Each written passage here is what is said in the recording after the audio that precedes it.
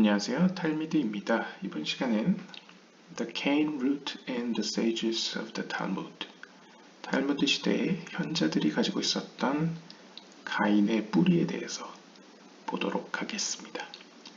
샤라 길굴림 Chapter 36, Section 1b가 되겠습니다. It then reincarnated into Yochanan, High Priest Kohen Gadol, the Hashmonite. 그리고서 가인의 그 영혼, 나답과 아비후의 영혼은 대제사장 그리고 하스모니안 사람 요하난에게 전해졌습니다. 여기서의 요하난은 역사적으로도 유명한 요하난 히르카누스라고 보시면 되겠습니다. 사실 요하난 히르카누스는 하스모니안의 왕으로 잘 알려져 있죠. 그래서 이 하스모니안 왕가의 특징은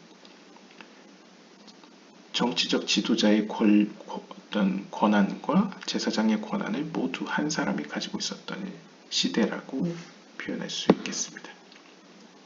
그래서 카발라적으로 보더라도 제사장권과 왕권이 한 사람에게 주어졌던 시기라고도 할 수 있겠죠. 주석을 보시면요.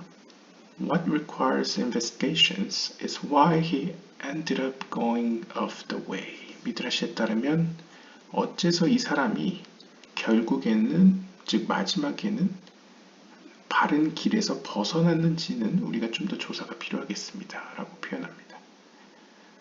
왜냐하면 이 하스모니안 왕가의 왕이자 정치적 지도자이자 대제사장이었던 요하난 히르카누스는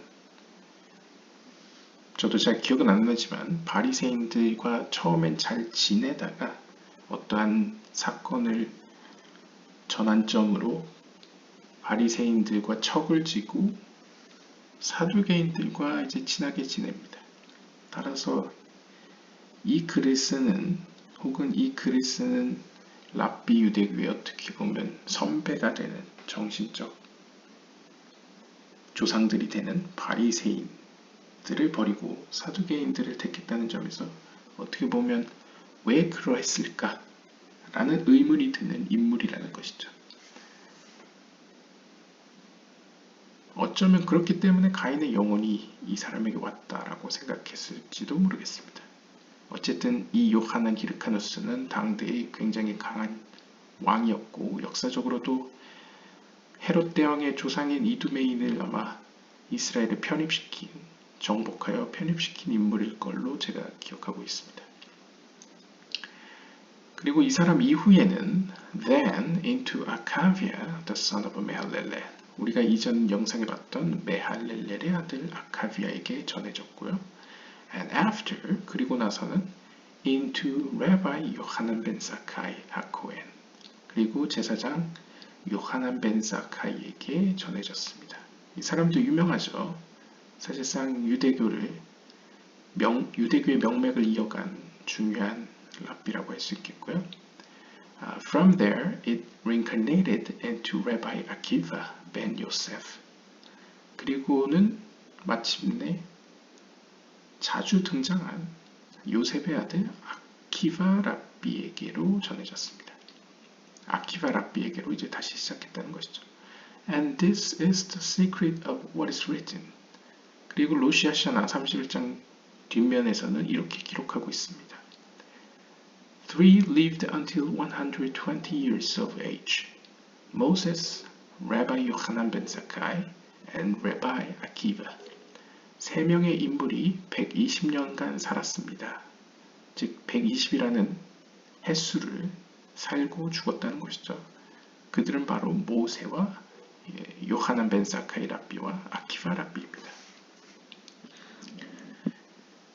이 글을 읽는 분들 중에 기억력이 좋으신 분이나 유대교에 관심이 있으신 분은 이런 의문이 들 수 있습니다.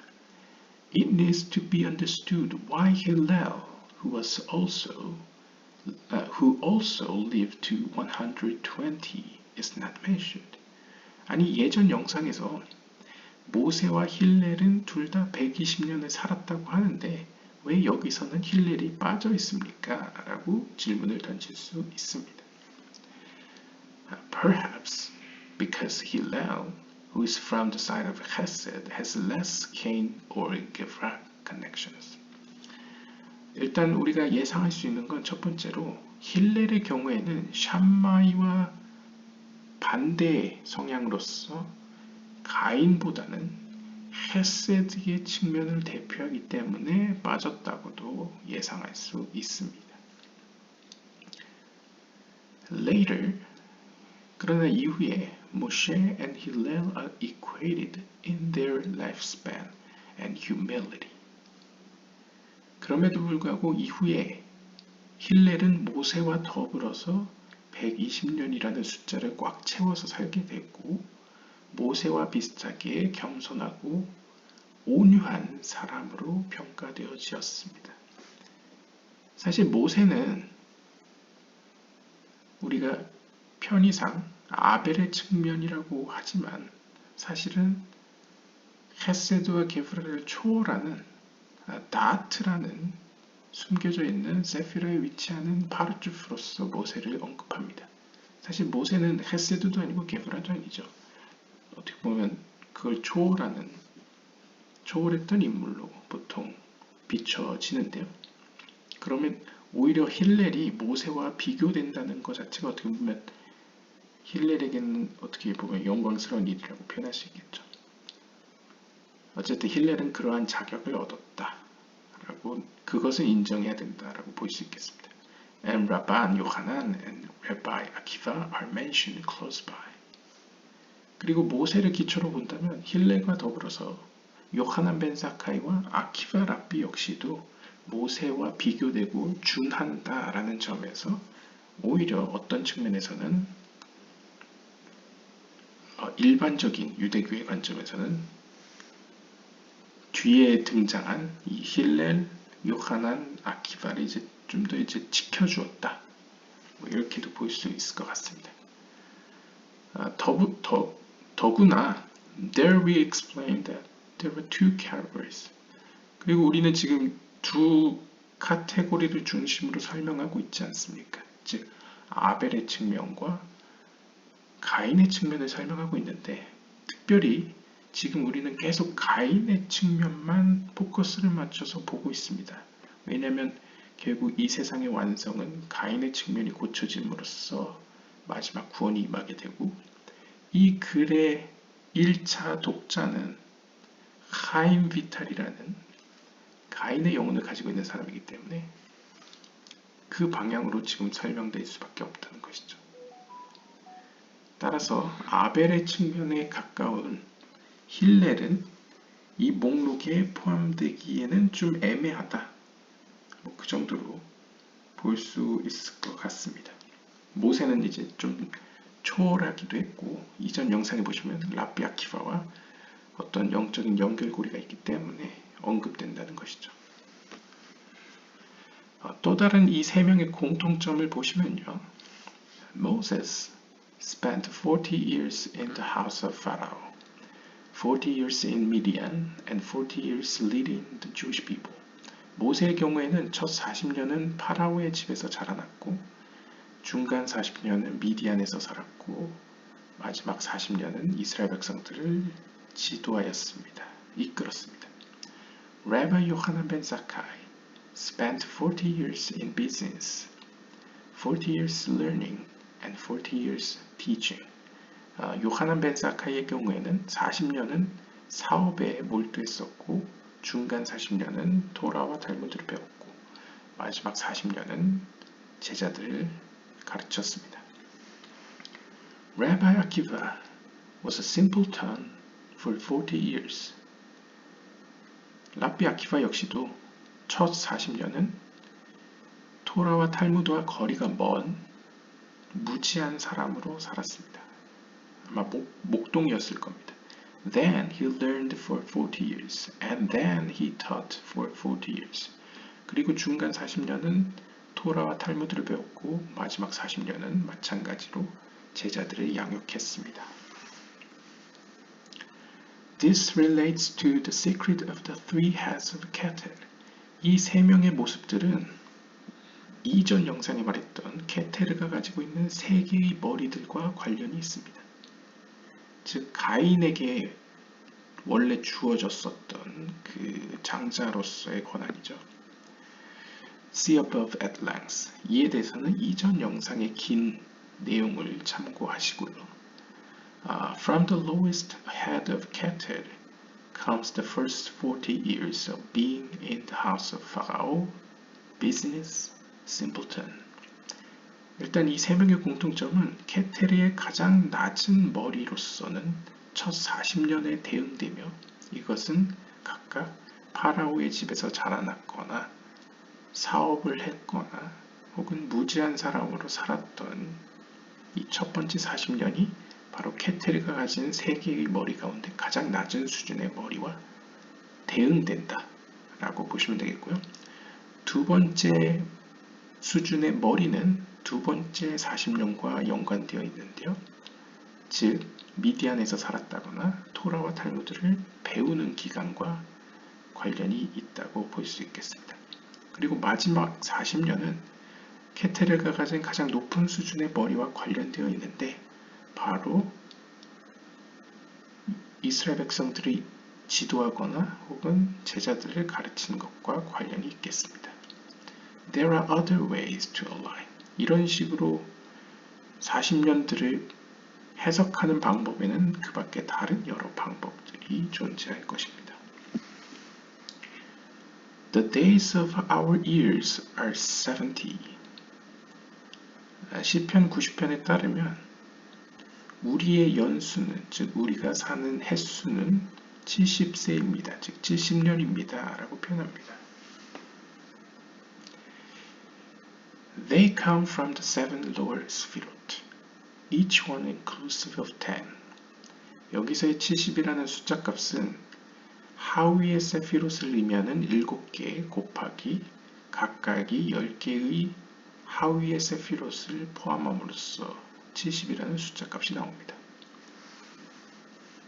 즉 70이라는 숫자는 상징적으로 헤세드 게프라티 프렌네자 호드 예수드 말쿠트를 의미한다는 것이죠. The elites ascend in life to draw from Bina and its 50 gates. Hence the common blessing to live to 120. 그런데 앞에서 언급했던 이러한 모세나 라비 아키바나 라비 요하난 벤 사카이나 혹은 심지어 힐렐까지 이러한 영적으로 높은 수준에 올라간 어떤 영적인 엘리트들이 이 땅에 살면서 영적으로 최고의 어떤 단계까지 성장하여서 비나로부터, 즉 비나의 수준으로부터 지혜와 빛을 끌어왔다는 의미를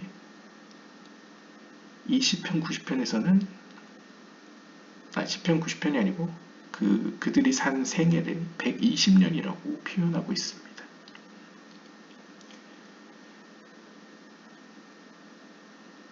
일단 120년에 대한 이 120년과 40년에 대한 해석은 아마 뒤에 문단에 나오는 것 같고요. 일단 여기서 포커스를 맞출 숫자 값은 일단 70에 맞춰서 보도록 하겠습니다. 70과 50이라는 숫자 값에 포커스를 맞추도록 하겠습니다. 일단 70이라는 숫자 값은 7이라고 봐도 무방하겠죠. 7개의 세피롯이니까요. 그런데 비나를 상징하는 이 뒤에 보시면 비나가 가진 50개의 문들이라는 표현이 나옵니다. 이전 영상에서도 나왔지만 50개의 문들이라는 것은 비나에 속한 혹은 비나로부터 오는 축복의 50개의 문들을 의미하는데요. 이것을 우리가 이해하기 쉬운 비유로 이야기하자면 유대력 절기상 77절이나 오순절과 관련지어 설명할 수 있습니다. 77절은 말 그대로 7 곱하기 7이죠. 그래서 49번째 날, 그리고 뒤에 나오는 50번째 날을 오순절이라고 표현합니다. 이 날은 6월절이 끝나고 카운팅을 해서 The Counting of Omer, 오메르라는 카운팅을 해서 49번째 그리고 50번째의 날을 기념하는 날이죠.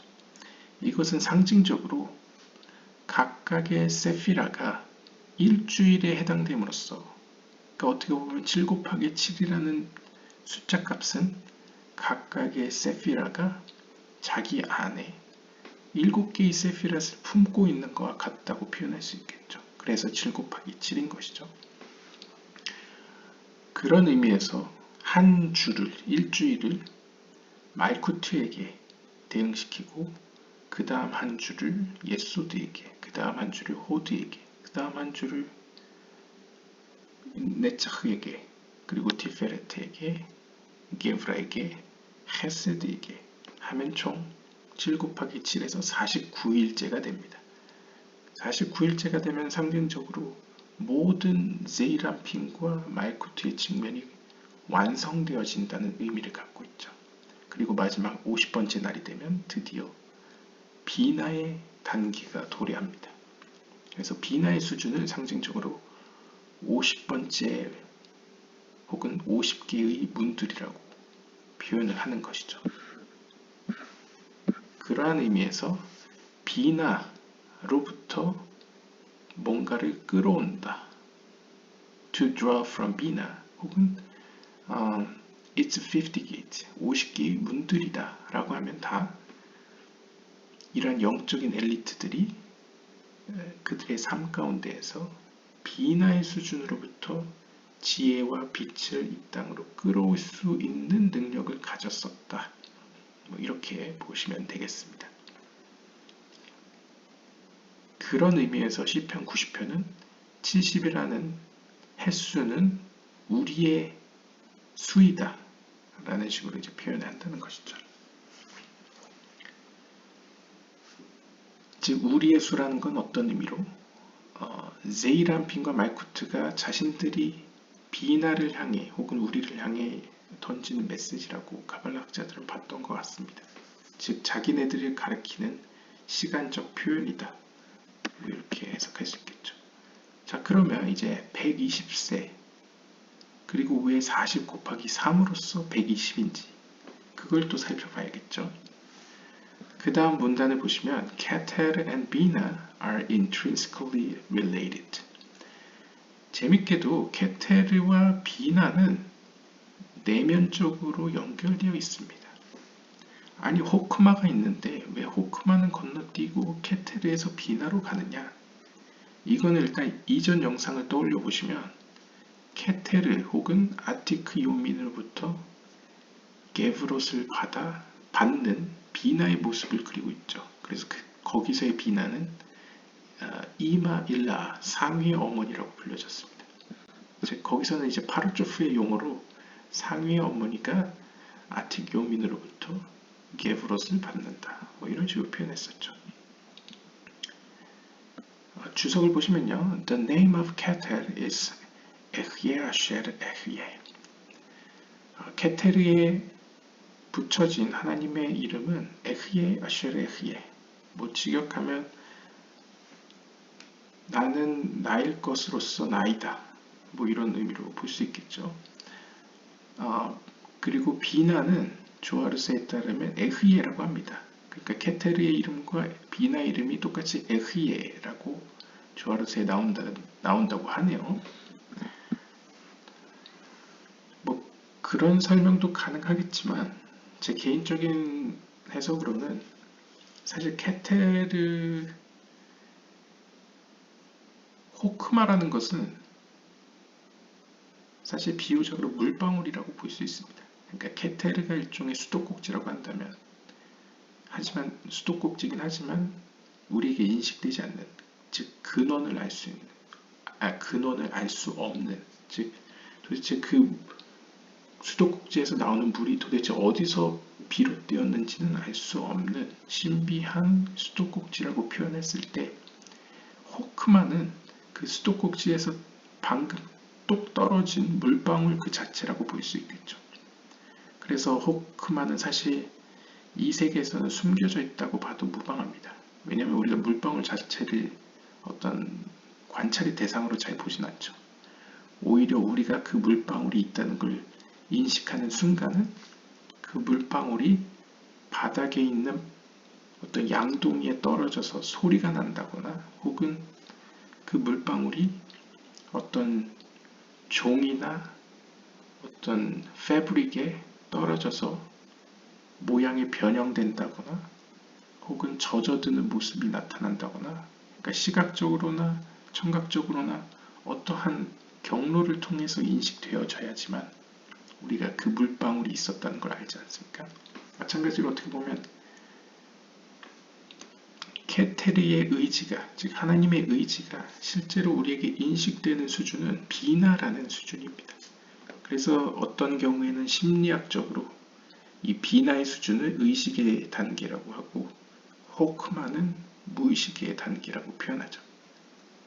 따라서 우리가 하나님을 지적으로 혹은 우리의 지성을 가지고 탐구를 할 때에는 무의식의 영역보다는 의식의 영역인 비나의 단계에서 주로 활발하게 그를 탐구한다, 그를 알아간다라고 생각할 수 있겠습니다. 그런 뉘앙스에서도 케테르와 비나가 보다 더 내적으로 연결되어 있다라고 볼 수 있겠죠. It could almost be said that Bina is just a lower, toned down expression of Keter. 이러한 뉘앙스에서, 이러한 의미에서 비나는 마치 케테르의 어떤 다른 표현, 하지만 좀 더 낮은 수준의, 그러니까 쉽게 이야기하면 작은 케테르가 비나라고 우리는 말할 수 있을지도 모르겠습니다. 리쿠테이토가 마하타냐에 따르면 그렇게 얘기한다는 것이죠. 왜냐하면 앞에서 얘기한 것처럼 비나는 어떤 의미에서 케테르를 이 피조세계가 인식할 수 있도록 대변하는 입장이기 때문에 마치 이스라엘 백성들에게 모세의 존재가 하나님을, 보이지 않는 하나님을 대변하듯이 이 비나는 마치 하위에 있는 세계, 즉 제이란핀이나 말쿠트에게 있어서 사실상 하나님을 대리하는 세피라이기 때문에 작은 케테르라고 봐도 무방하다는 것이죠. 그래서 이런 얘기도 합니다. Punimut ima, punimut atik.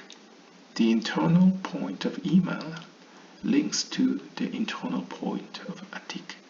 즉 다시 말하면 여기서도 이마가 이제 비나고 아티크가 이제 케테르입니다. 그러니까 비나의 내적인 측면은 케테르의 내적인 측면과 관련되어 있습니다. 연결되어 있습니다. 즉 의인화해서 우리가 표현하면 케테르라는 보이지 않는 초월적인 신의 어떤 의지를 비나라는 상대적으로 우리 눈에 보이는, 느껴지는 어떤 왕의 입술을 통해서 전달된다는 것이죠.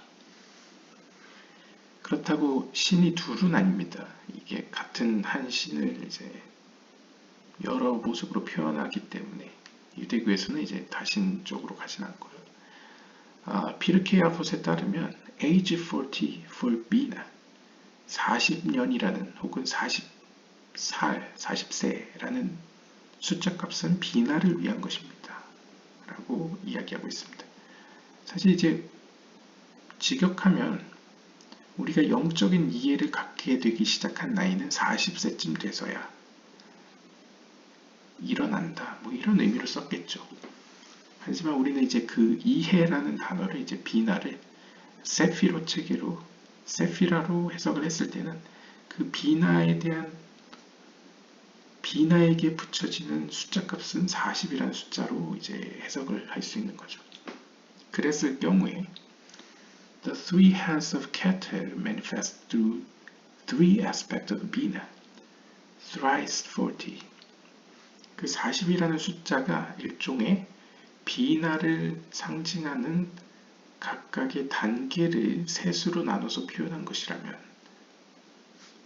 즉 다시 말하면 첫 번째 40년, 두 번째 40년, 세 번째 40년이 각각 어떤 자기네 수준에서의 비나의 단계로 나아가는 어떤 발달의 단계라고 우리가 본다면 This is a related dynamic cause of the 120 years. 그것이 바로 왜 그들이 120년이라는 횟수를 받게 되었는지 그 원인을 설명하는 어떤 단서가 될 수 있겠습니다.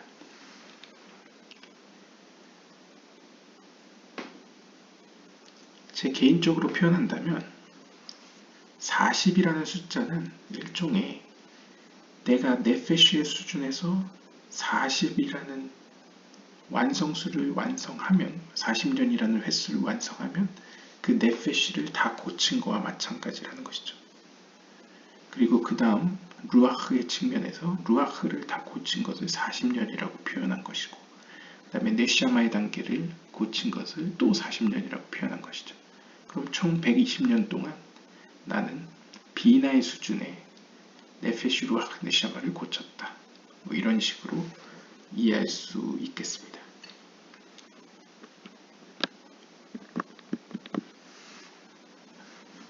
시편에서는 또 이렇게 이야기합니다.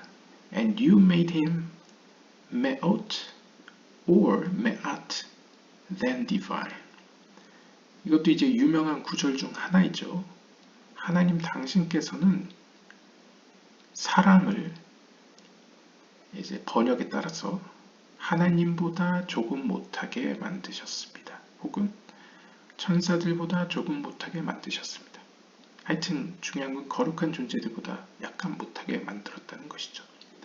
여기서 약간 못하게라고 이제 번역하는 히브리어 메옷 혹은 뭐 경우에 따라서 메아트라는 단어의 알파벳을 보시면 mem, 아인, 테트로 구성되어 있습니다.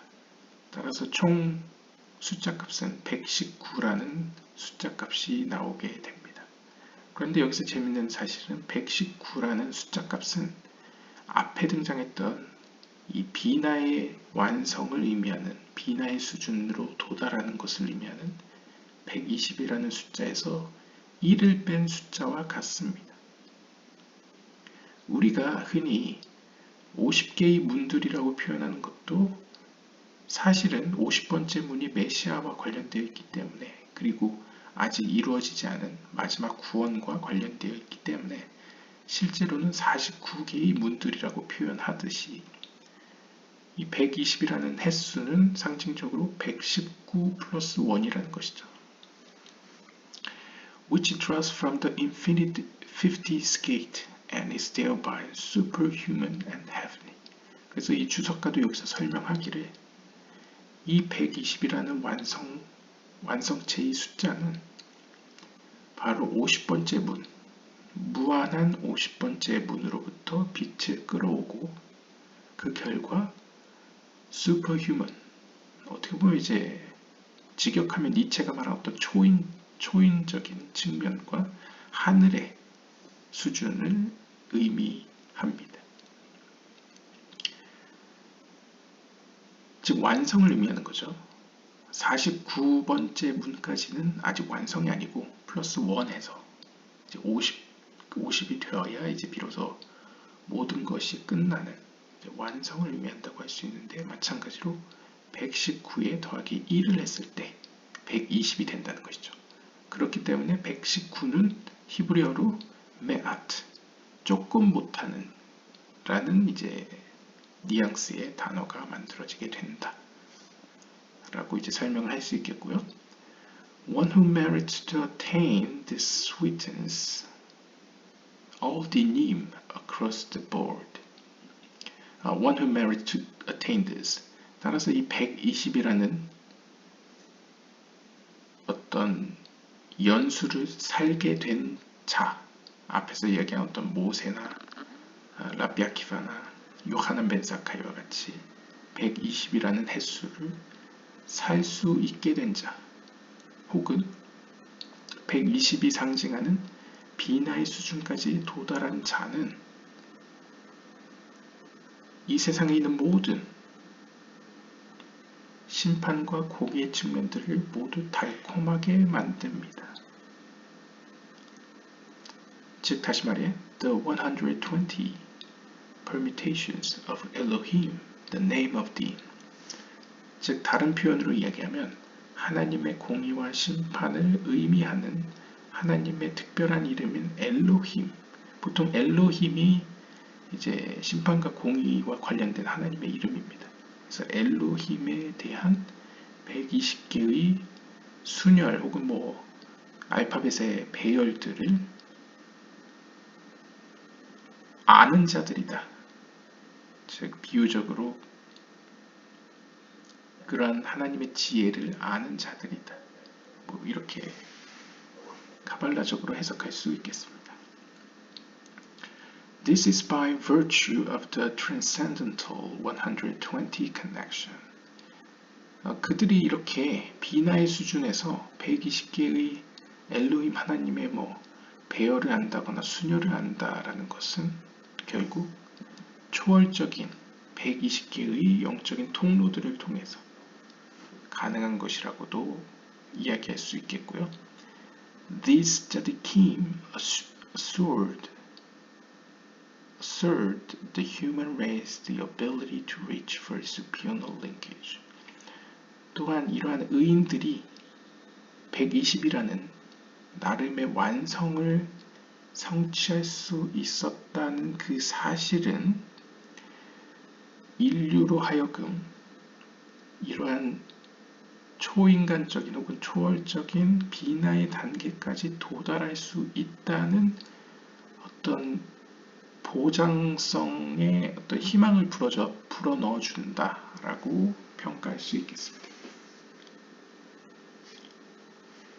다시 말하면 카발라적으로 보더라도 이 세계의 완성은 아직 때와 시기를 우리가 알지도 못하거니와 아직 도래하지 않았지만 개인의 차원에서 개개인의 완성은 충분히 하나님께 은혜와 자격을 얻게 된다면 가능하다는 것이죠.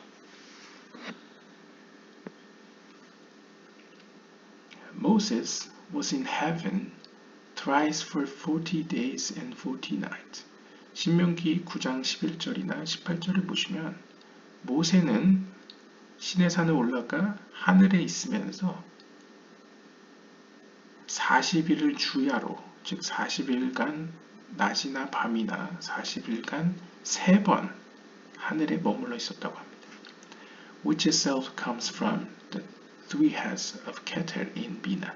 이 역시도 우리가 앞에서 이야기한 것처럼 비나 안에 있는 케테르의 세 머리와 관련되어 있다고 볼 수 있겠습니다. 그래서 40일 주야를 3번 하나님과 있었다는 것이죠. Rabban Yochanan was an expert in the workings of the supernal chariot, the foundation of Kabbalah. 그리고 요하난 랍비의 경우에는 하기가 그리고 수카의 기록에 따르면 카발라의 전신이 되는 혹은 카발라의 가장 기초적인 베이스가 되는 하늘의 전차에 대한 모든 저서들에 박식했던 전문가였다고 합니다. 이걸 보통 헤칼로트 문학이라고 하죠. 즉 전차들에 대한 문학이라고 이야기합니다. 즉 에스겔의 환상과 관련되어 있죠. 그 지식에 대해서 정통한 사람이 요하난 벤 사카이였다 라고 전해지고요. 그 다음에 랍비 아키바의 경우에는 ascended into the Pardes spiritual archive. 하기가에 따르면 랍비 아키바는 4명의 자신을 포함해 4명의 랍비들이 에덴 동산에 들어갔죠. 그 가운데서 유일하게 평화로이 들어갔다가 평화로이 나온 사람이 랍비 아키바였습니다. 즉 랍비 아키바는 이 파르데스라고 불려지는 아마 제가 볼 땐 비나의 단계, 즉 보통 에덴 동산은 말쿠트와 관련을 짓지만 말쿠트는 이제 낮은 하나님의 나라로 표현되고요. 높은 세계의 하나님의 나라는 비나로 표현되기 때문에 어떤 비나의 수준까지 올라갔다가 무사히 나온 사람은 랍비 아키바밖에 없다. 이런 의미로서 이 3명의 인물 모두 어떤 비나의 수준까지 도달했다는 사실을 여러 성경에서나 혹은 랍비들의 문헌에서 찾아볼 수 있겠습니다. 그리고 그러한 그들의 모습을 숫자적으로 보여주는 것이 124를 살았다라는 것이죠.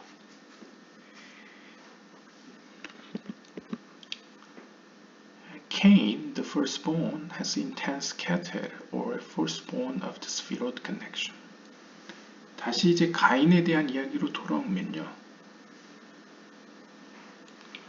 아담의 장자였던 가인은 우리가 누누이 이야기하듯 어떤 밀도 있는 세피롯의 가장 으뜸이 되는 케테르와 관련되어 있고 사실상 케테르를 가졌다라고도 표현할 수 있습니다. 왜냐하면 케테르는 모든 세피롯의 처음이죠. 그리고 가인 역시도 장자였습니다. 당연히 케테르의 요소를 가인도 가졌을 것이겠죠. These three souls from his root ascended to this place and drew the perfect archetype expression of Keter through Bina. 이러한 의미에서 즉 세피롯의 으뜸이 케테르를 우리가 가인의 자리라고 우리가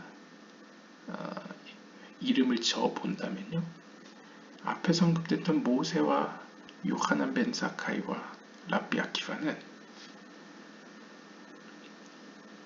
이 가인의 영혼으로부터 비롯되어서 가인의 자리인 케테르에까지 올라갔다는 것이죠. 정확히 이야기하면 비나에 있는 케테르에까지 올라간 거죠.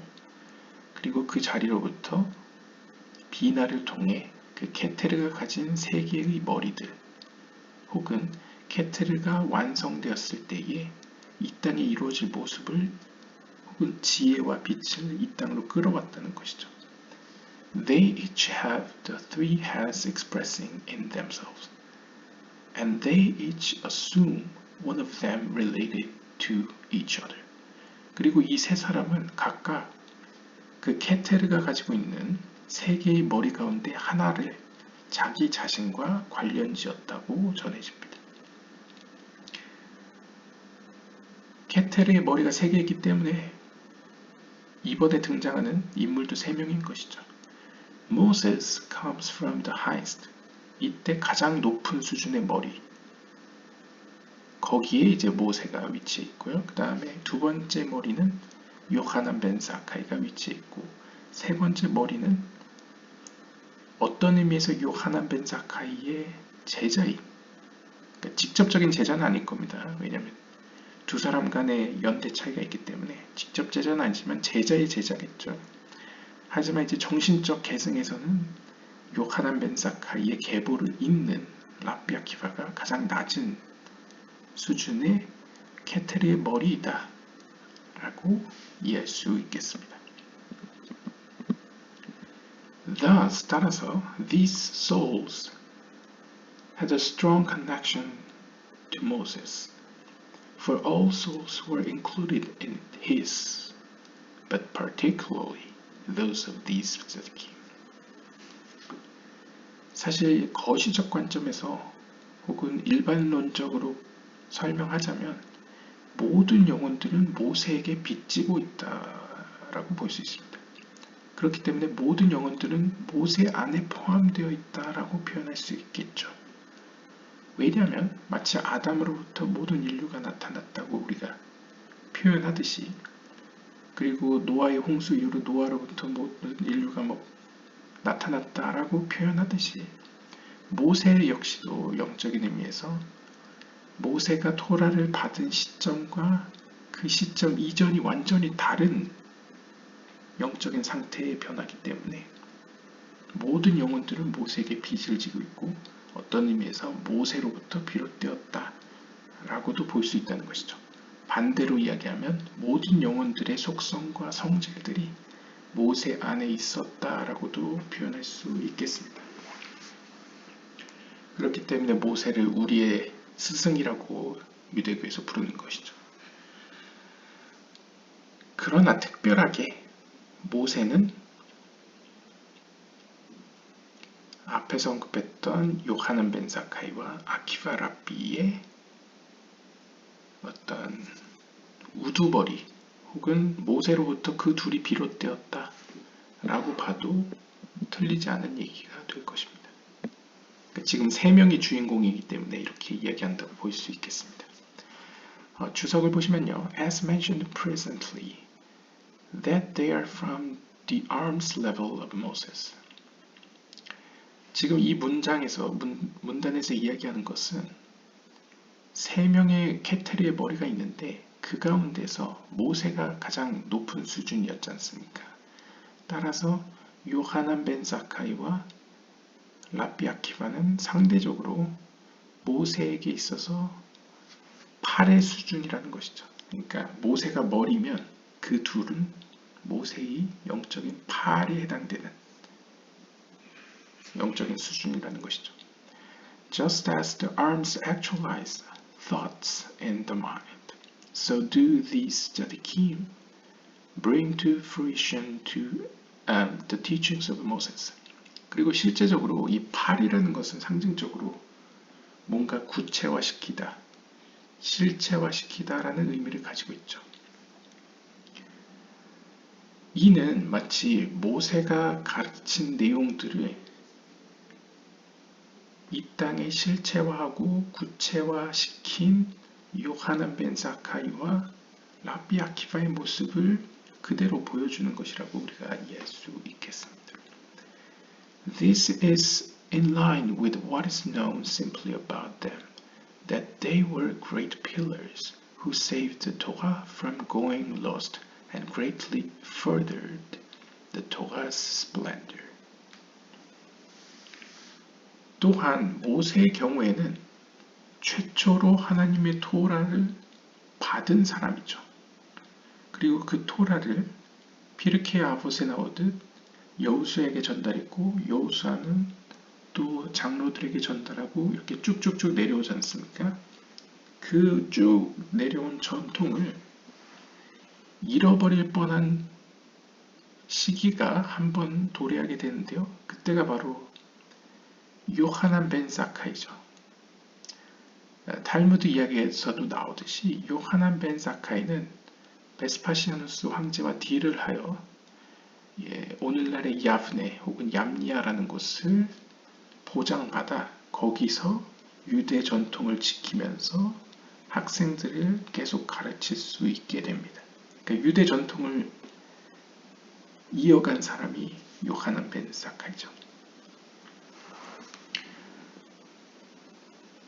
그리고 랍비 아키바 역시도 당시 마르코크바 항쟁이 났던 그리고 이후에 하드리아누스 황제가 철저히 유대교를 박해하고 탄압했던 그 시기이기 때문에 랍비 아키바 본인은 물론 함께 순교를 당하게 되지만 그로부터 양육을 받은 5명의 제자였던가요? 수제자들은 결국 이후에 그런 유대 전통을 계승하고 이어나간 어떤 주역들이라고 할 수 있겠죠. 그런 의미에서 모세가 전달한 가르침을 끝까지 지키고 전해주고 후세대에게 전해주고 더 나아가선 토라의 영광을 더욱 빛나게 만든 인물이 바로 요하난 벤 사카이와 랍비 아키바였기 때문에 유대교에 있어서는 그리고 카발락자들에게 있어서는 영적인 혹은 역사적인 두 거장 혹은 두 기둥이라고 부를 수 있었겠죠. Rabban Yochanan stood by the destruction of the temple and salvaged Yavne, a city of sages from obliteration. 그래서 여기서 이제 제가 아까 얘기했던 설명을 합니다. 요하난 랍비는 2차 성전이 무너지는 자리에 서 있었고, 즉 2차 성전이 무너져가는 기원후 70년경에 그는 살아남아서 야브네를, 즉 야브네 혹은 얌니아라는 한 마을을, 도시를 구하게 되었고 그 도시를 센터로 해서 많은 현자들을 구출하고 그들의 지혜가 사라지지 않도록 하였습니다. From it he rebuilt Torah at one of its lowest times, 기틴. 그래서 탈무드 기틴에서는 이를 뭐라고 표현하냐면 요하난 벤 사카이는 가장 낮은 시간에 즉 가장 어두운 때에 토라를 다시 재건하였다 라고 평가하고 있고요. Rabbi Akiva channeled Torah for succeeding generations through his five massive disciples. 예바모트 62장 뒷면에 보시면 랍비 아키바의 경우에는 또 한 번의 어둠이 찾아올 때, 즉 로마 제국이 이제 유대교를 이제 탄압하고 박해를 해서 또 2차 항쟁이 나죠. 뭐 경우에 따라서는 2차 혹은 3차라고도 표현하는데요. 아무튼 그 시기에 랍비 아키바는 자신의 토라에 대한 지혜와 지식을 다음 세대들인 5명의 수제자들에게 가르침으로써 유대교의 전통을 그리고 지혜를 계속 이어나갔다 라는 점에서 어떻게 보면 굉장히 중요한 인물이라고 볼 수 있겠죠. 그래서 모세의 수족과 같은 인물들이었다 이렇게 볼 수 있겠습니다. However, 그러나 as explained elsewhere, 또 다른 장에서 이미 설명한 바 같이 It was only the level of the nephesh that reincarnated into them. Their level of ruach and neshama didn't come from this root. 그러나 여기서 우리가 알아야 될 점은 이 랍비 아키바까지 이어지는 대서사시는 오직 네페시의 수준에만 해당되는 이야기였습니다. 즉 다시 말하면 그들이 가졌던 루아흐나 네샤마는 이 가인의 뿌리에서 온 것이 아닙니다. 라고 이야기하네요. 여기서의 네페시가 이제 거시적 관점에서의 general 네페시인지 아니면 particular 네페시인지는 정확하지 않은데요. 제 생각엔 중의적으로 둘 다 맞는 것 같기도 합니다. 왜냐하면 the level of the nefesh that reincarnated into them. 사실 그들이 받은 네페시는 나닥과 아비후의 영혼으로서의 네페시죠. 그러니까 나닥과 아비후의 네페시, 즉 가인이 아담으로부터 받았던 그 네페시의 측면이기 때문에 지금 네페시에만 초점을 맞춰서 쭉 여정을 이제 걸어온 것이다. 뭐 이 정도로 이해할 수 있을 것 같습니다. 루아흐와 네샤마는 뭐 굉장히 듬성듬성 나타났죠. 엘리야도 있고 에녹도 있고 아무튼 그거는 지금 다룰 이야기가 아니고 지금은 네페시에만 초점을 맞춰서 보고 있다 정도로 볼 수 있겠습니다. 아찔루트계의 네페시겠죠. After that, 이후에 it reincarnated into Rav Yeva Saba, mentioned in the Zohar and the Portion Mishpatim, and later into Abaye. 자, 랍비 아키바를 거쳐서 그 나닥과 아비후의 영혼은 조아르서의 미슈파팀에 등장하는 사바, 즉 라브 예바 사바에게 이어졌고 나중에 그 영혼은 다시 아바이에게 이어졌습니다. 그 아바이죠. 그 고아로 태어난 아바이예요. This is the secret of what the sages say. 그래서 현자들은 다음과 같이 이야기합니다. 수카 28장 앞면에 보시면 Rabbi Yohanan didn't overlook any verse, Mishnah, and so on, or question of Abaye and Rava. 직역을 하면요, 랍비 요하나는 성경 구절이나 미시나나 그 어떤 구절들, 심지어 아바예와 라바가 서로 논쟁하면서 펼친 질문들에 대해서까지도 결코 놓치는 법이 없었습니다. 그러니까 어떤 의미에서 모든 걸 뭐 다 알고 있었다 혹은 뭐 박식했다라는 의미도 볼 수 있겠고요. 한번 주석을 보시면요. In terms of this discussion, Rava is included in Abaye because they are like two sides of a one coin.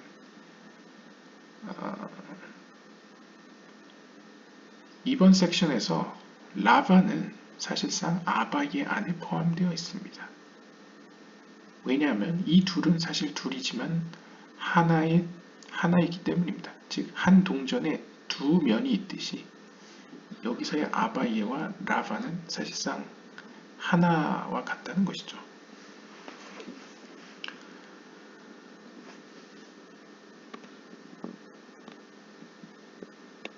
네, 계속 이어서 보면요.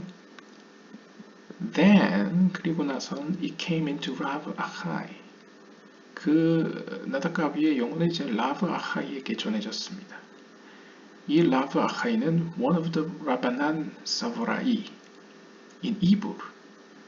이제 이불의 형태로 라브 아하이에게 나다카 아비우의 영혼이 들어왔는데요. 이 라브 아하이라는 랍비는 사보라임의 랍비 중 하나라고 합니다. 사보라임 랍비면 대략 한 기원 한 7세기 정도 시기의 랍비들을 가리키는 말일 겁니다. 주석을 보시면요. The rabbis who came immediately after the sealing of the Talmud and who made slight some addition to it. 즉 이 사보라임 랍비들의 시대 때는 대략 제가 볼 때 한 기원 후 600에서 700년 사이에 그때 시기의 랍비들을 가리키는 말로써요. 탈무드가 어느 정도 완성되어져서 탈무드에 대해서는 큰 변화가 이제 생기지 않고 약간 추가는 되는 약간 그 시기라고 볼 수 있겠습니다. 물론 이제 탈무드가 보통 계속 시대를 거치면서 추가된다고 이야기는 하지만 그건 이제 탈무드에 대한 어떤 정신적인 계승이고 실제 이제 예시바 학생들이 이제 배우는 탈무드는 예루살렘 탈무드 아니면 바벨론 탈무드지 않습니까? 그 바벨론 탈무드, 오늘날 바벨로니아 탈무드라고 부르는 그 큰 어떤 집대성한 그 문헌은 이제 이 시기 정도 되면 이제 어느 정도 완성되었다라고 보시면 되겠습니다. It is to him that the Talmud refers when it says, Rav Achai asked. 그리고 이 랍비 아하이와 관련돼서 탈무드는 이렇게 언급하고 있습니다. 라브 아하이 asked. 그러니까 랍비 아하이는 이렇게 물었다. 이게 무슨 의미냐면 보통 이제 탈무드에서 할라카를 다룰 때 누군가 질문을 던지지 않습니까? 그럼 그 질문에 대한 답을 이 사람 저 사람 또 다른 사람이 의견을 내면서 어떤 경우에는 타협을 해서 결론을 내기도 하고 어떤 경우에는 한 사람의 의견에 손을 들기도 하고 어떤 경우에는 이제 결론 내리지 않고 끝나기도 하고 하는 식으로 이제 질문으로 시작하기 때문에 어떤 라브 아하이는 이제 할라카를 세웠다 혹은 할라카를 발전시키는데 공을 세웠다 이런 의미로 이제 탈무드의 이 앞문장을 여기다 인용한 것으로 보여집니다. From there it went in Ibur into Ravacha from Sifcha Gaon.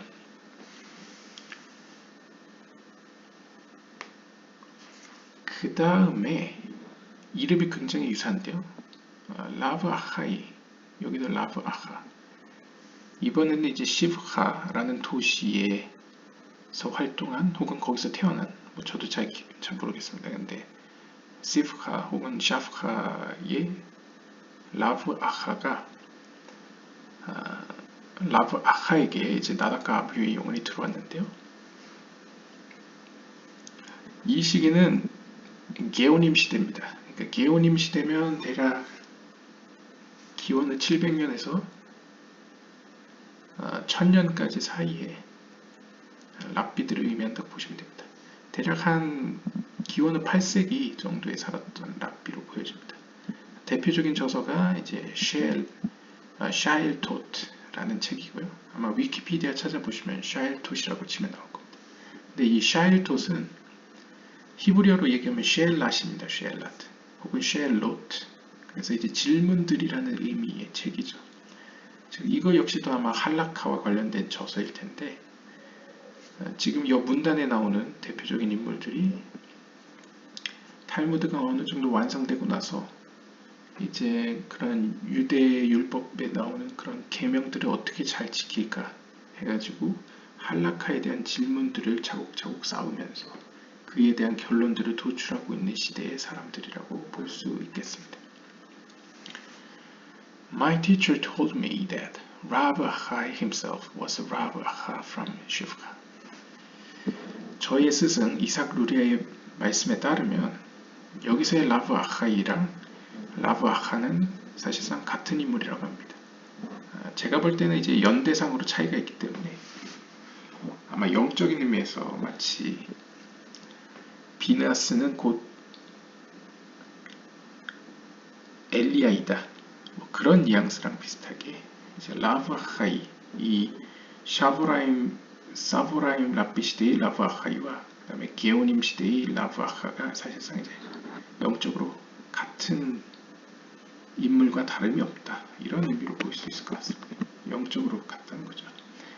After that, 이후에 it reincarnated into Rav Dustai Gaon, Rabbi Aharon Halevi, grandson of Rabbeinu Zarkei Halevi, author of Sefer HaMeorot and teacher of the Magid Mishnah, Don Vidal de Lusa, author of the Magid Mishnah. 그리고 나서는 나다카 아비의 영혼은 라비 두스타이 가온에게 전해졌고 또 거기서부터 세페르 하메오롯을 저술한 자르키 할레비의 손자 아하론 할레비에게로 전해졌습니다. 라비 아하론 할레비 정도면 대략 기원후 한 12세기, 13세기 그 정도 사람으로 보이는데요. 스페인 지역에서, 지금의 스페인 지역에서 주로 활동했던 사람으로 보이고요.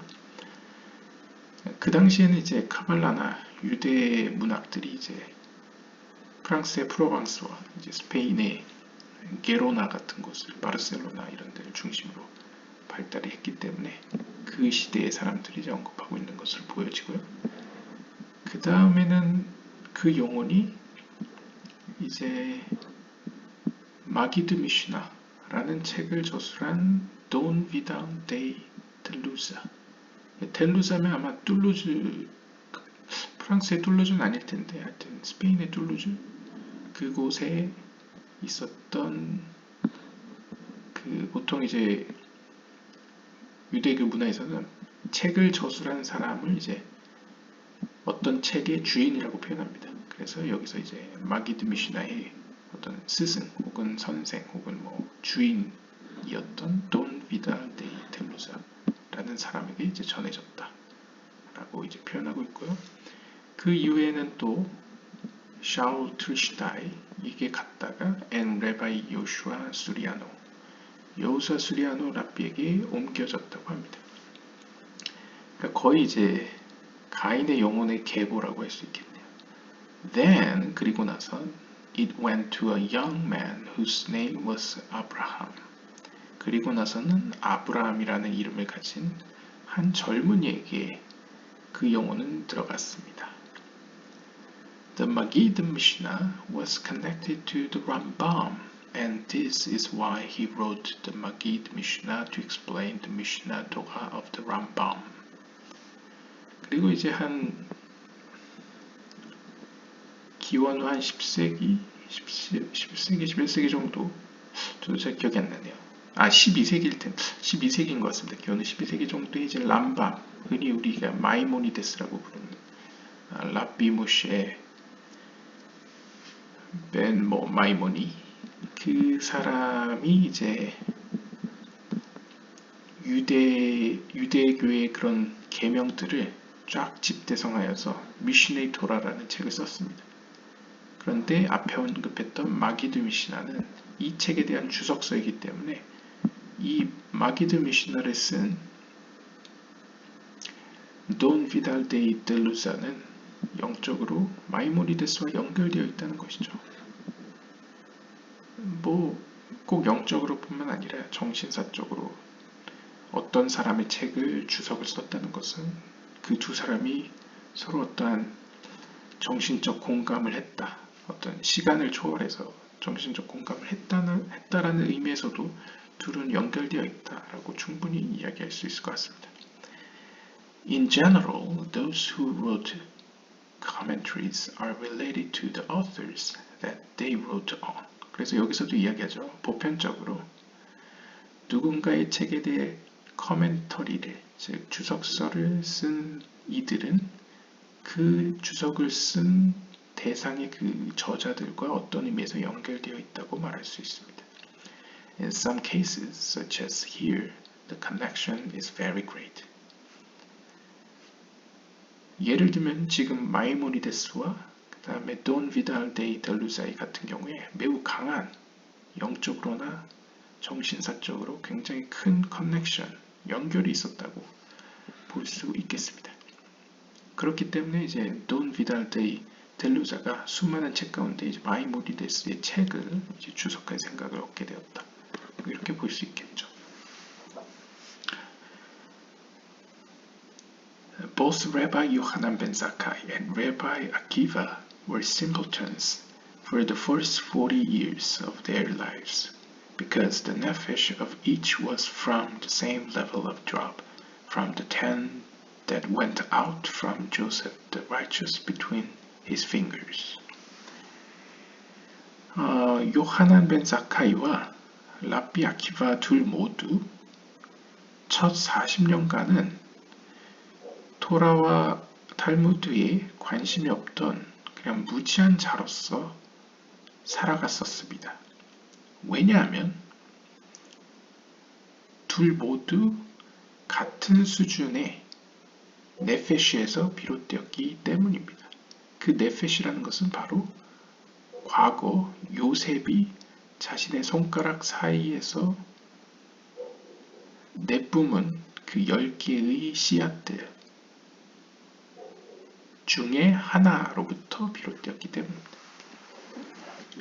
그러니까 쉽게 이야기하면요, 이제 유대 전승에서 이제 보디발의 아내가 이제 유혹하고 뭐 그러는 상황에서 요셉이 뭐 인간이라면 이제 자다가 몽정도 하고 그러지 않습니까? 그래서 상징적으로 자신의 두 손으로 뭐 땅을 팠다고 제가 들은 것 같은데, 땅을 파고 거기에 이제 뭐 정액이 뭐 나왔다 뭐 이런 식의 표현으로 했습니다. 그러니까 비유적으로 제가 볼 때는 어떤 우리가 카발라 굉장히 거친 의미에서의 카발라의 어떤 전승들을 보면 뭐 릴리스도 등장하고 그 다음에 아담의 정액에서 뭐 그 뱀 아담과 뱀 사이에서의 어떤 악마들이 태어났다 이런 약간 비유적인 상징들을 많이 사용하는데요. 요셉의 경우에도 우리가 이전 영상에 보았다시피 요셉이 보디발의 아내의 유혹을 뿌리치긴 했지만 그럼에도 불구하고 뭐 제 개인적인 어떤 해석에서는 옷가지를 빼앗긴 점도 있고 혹은 요셉이 어떤 완전한 의미에서 유혹을 뿌리치지 못한 점도 있고 또한 이전 영상에서 이야기한 바에 따르면 형들과의 관계에서 형들이 요셉에게 어떤 부정적인 의미에서 죄를 짓도록 만든 점과 또 아버지에게 형들에 대해서 부정적으로 고발을 한 어떤 모습이라던가 하여튼 요셉도 완전한 의미에서 소시적에 젊었을 적에 지은 어떤 죄들이 있었다는 것이죠. 그것을 고치기 위해서 어떻게 보면 요셉을 포함해서 10명의 순교자들이 나타나게 되었다. 그 10명의 순교자들을 비유적으로 요셉으로부터 나온 10개의 씨앗들. 씨앗이라는 건 비유적으로 정액을 의미하는 거죠. 그 가운데 하나에서 요하난 벤 사카이와 랍비 아키바가 등장했다 라고 이제 표현하고 있습니다. 주석을 보시면요, explain at length above. 이전에 이미 길게 설명을 했다라고 하면서 지나가고 있고요. Therefore, 따라서 they were simpletons for the first 40 years and susceptible to the clipot for part of that time. 따라서 요하난 벤 사카이는 첫 40년을 사업에만 몰두를 했고 라비 아키바는 성경과는 전혀 동떨어진 그냥 목동의 생활을 영위했습니다. 그러니까 둘 다 어떤 영적인 것엔 관심이 없었다는 거죠. 첫 40년 동안요. 그리고 오히려 영적으로는 클리포트 세계의 영향력에 자신을 노출시켰고 오히려 클리포트 세계 가운데 어울려 살았다고 볼 수 있겠죠. 세속적인 삶을 살았다라고 정리할 수 있겠습니다. This was especially true of Rabbi Akiva, who used to say. 그런데 이 둘 중에 또 특별히 라비 아키바의 경우에는 이 모습이 더 두드러지는데요. 페사킴 49장 뒷면을 보시면 라비 아키바는 자주 이런 말을 했다고 합니다. If you would give me a Torah scholar, I would bite him like a donkey. 만약 나한테 토라학자를 데려오면 나는 나귀처럼 그를 물어버릴 거야 라고 이제 협박을 했다는 것이죠. 그러니까 첫 40년간이요. 주석을 보시면요. Because his soul is so high, the Clipot tried to get the most hold they could on him before his awakening. 라비 아키바가 첫 40년간 왜 이렇게 토라학자나 혹은 성경에 대해서 이렇게 거부감을 나타냈을까? 라고 봤을 때 가발학자들의 생각에는 그의 잠재적인 영혼이 너무나 영적으로 높은 수준이어서 클리포트 세력들은 그가 각성하여서 그들을 떠나기 전까지 어떻게든 그를 붙잡으려고 노력했다는 것이죠. Donkey is a hamor, which comes from homer. 그리고 언어 유의적으로 이 당나귀 혹은 나귀라는 의미의 히브리어 하모르는 호메르라는 즉 물질이라는 단어와 같은 히브리어 알파벳을 가지고 있습니다. A true Torah scholar sees everything from its spiritual root form. 진정한 토라의 학자는 어떤 사물을 보더라도 그것을 모든 면에서 영적인 차원에서 그것의 기원과 모습과 보이지 않는 면까지 모든 것을 알아차립니다. Who is wise? One who sees the place from which things are born. 따라서 피르케 아봇에 따르면 지혜로운 자란 누구인가? 이에 대한 답으로 지혜로운 자란 그 사물이 태어난 그 근원을 아는 자이다. 그 근원을 보는 자이다. 라고 표현합니다. An earthly person sees only the external material aspect. 반면에 이 땅에 속한 사람들은 즉 세속적인 사람들은 혹은 영적인 세계를 모르는 사람들은 외적으로 보여지는 물질적인 측면만을 보게 됩니다. 그래서 키두신 70장 앞면에 보시면 One who is blemished only disqualifies others through his blemish. 자신이 더러운 자는, 그러니까 자신이 더러운 자는 남들을 보더라도 그들의 단점만을 보고 그들을 헐뜯습니다. 그러니까 이제 불교 쪽에도 있는 그런 표현이죠. 돼지는 돼지만 보이고 부처는 부처만 보인다. 이런 뉘앙스의 표현이라고 볼 수 있겠습니다. This is why he wanted to bite them like a donkey. 바로 이러한 이유 때문에 초창기 라비 아키바, 즉 첫 40년간의 라비 아키바의 모습은 마치 지혜로운 자가 내 눈앞에 나타나도 나귀처럼 그를 물어버릴 거라고 협박하는 정도로 이제 증오하고 싫어했다는 것이죠. 클리포트 세계에 완전히 이제 주변에 이제 침착되어 가지고 그런 상태였다는 것이죠. 그러니까 반대로 이야기하면 그랬던 라비 아키바가 마지막 40년 때에는 남들에게 어떤 영적인 세계를 가르치는 스승이 되었다는 것은 굉장한 그 사이에 굉장한 발전이 일어났다는 것을 보여주는 것이죠. Who breaks the bones essence through his bite. 그리고 이제 그러한 클리포트 세계를 상징하는 이 나귀는 특별히 뼈까지도 부신다고 고대인들은 뭐 저는 잘 모르겠습니다. 근데 동물 쪽은 근데 고대 중세인들에게는 이 당나귀의 악력이 얼마나 센지 뼈까지도 부서뜨린다라고 생각했던 것 같습니다. 근데 보통 카발라에서 이 뼈라는 것은 에센스를 의미합니다. 가장 중요한 본질을 이제 뼈라고 표현하죠. 그러한 뼈조차도 부셔버리는 어떤 클리포트의 모습을, 악한 측면의 모습을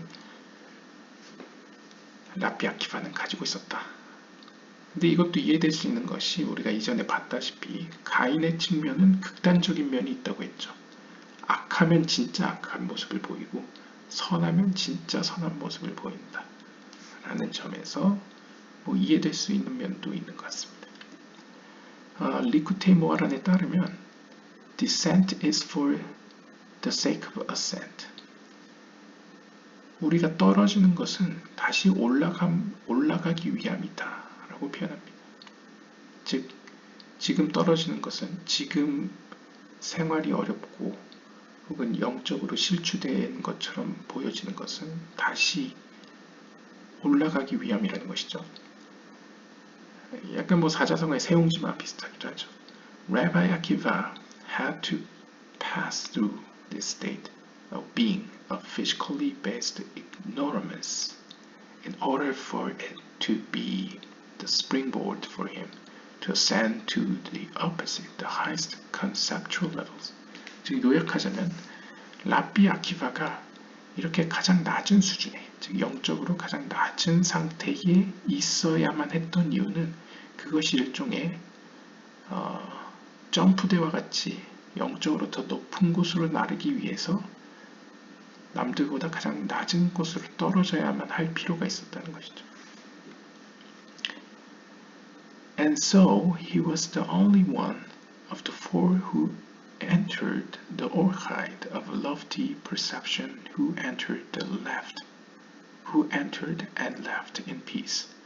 따라서 에덴 동산에 들어갔던 4명의 랍비들 가운데 유일하게 랍비 아키바만 무사히 들어갔다가 무사히 나왔던 이유는 바로 그가 과거에 가장 낮은 곳까지 경험하고 가장 높은 곳까지 회복되었기 때문입니다.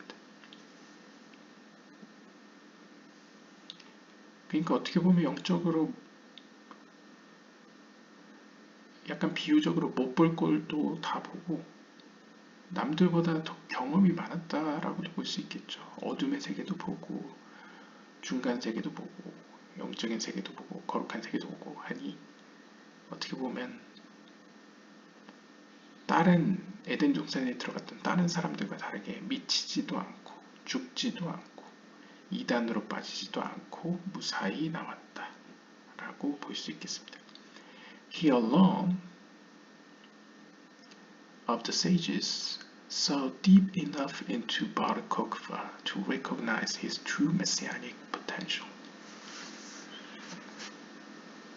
따라서 바르 코크바 항쟁이 일어났을 때에도 랍비 아키바만이 그 바르 코크바의 안에 있는 어떤 선한 측면, 즉 메시아의 잠재력을 보았다고 합니다.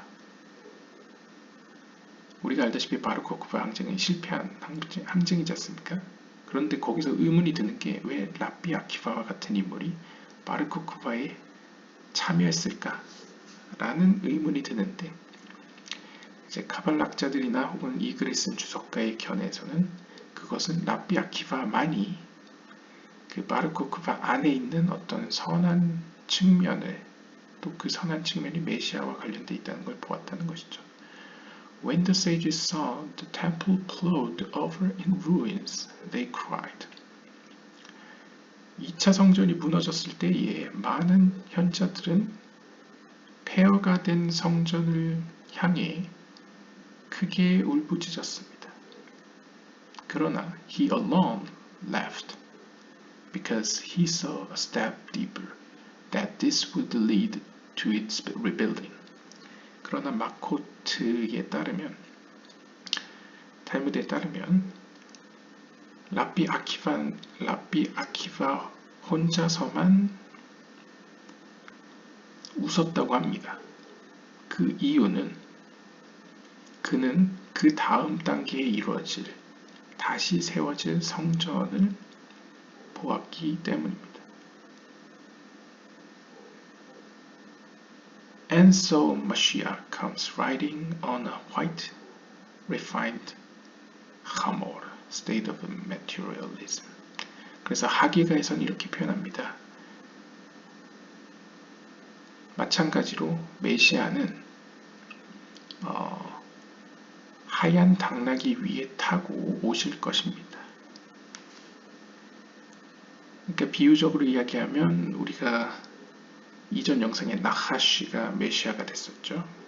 따라서 가인의 부정적인 측면이 완전히 고쳐져서 메시아와 같이 되었을 때에 그 메시아는 이 세상에 있는 모든 물질주의 혹은 물질 만능주의의 모습을 모두 고치고 refined, 그러니까 하얗다는 건 뭐 여기서 이제 정결하게 되었다라는 의미에서 모든 어떤 부정적인 차원들을 고치고 그 위에 올라탔다는 건 이제 그것을 이제 지배한다는 거죠. 그래서 그것들조차도 합력해 선을 이루는 방향으로 이끌 것이다. 뭐 이런 식으로 해석을 하고 있는 것 같습니다. 뭐 메시아니즘에 대해서는 여기서 이번 편에서 뭐 다루는 내용은 아니니까요. 여기서는 그냥 주석만 읽는 것으로 마치도록 하겠습니다.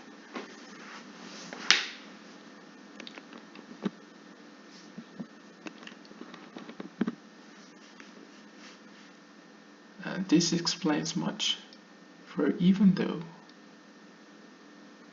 the Talmud says that the daughter of Kalba Safua, so he was very modest and special even as a simpleton, still Rabbi Yochanan ben Zakkai and Rabbi Akiva must have sinned while young.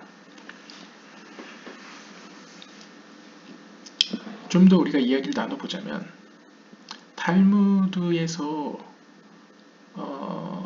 탈무드에서는 칼바 사브아의 딸이 랍비 아키바의 젊은 시절을 보았을 때에 그가 비록 겉모습은 굉장히 무식한 자임에도 불구하고 그의 내면 안에는 굉장한 잠재력과 겸손함이 그 안에 있다는 사실을 보았다라고 전하고 있습니다. 그러나 even though still Rabbi Yochanan ben Zakkai and Rabbi Akiva must have sinned while young. 그러니까 요약하자면요, 탈무드의 전승에 따르면 이 랍비 아키바의 아내가 되실 그 칼바 사프아의 따님께서 젊은 랍비 아키바를 보았을 때 남들은 그 아키바가 볼품없고 무식한 자라고 생각했지만 이 칼바 사프아의 딸만은 아키바가 잠재력 있는 가능성 있는 청년이라는 것을 한눈에 보고 알았다는 것이죠.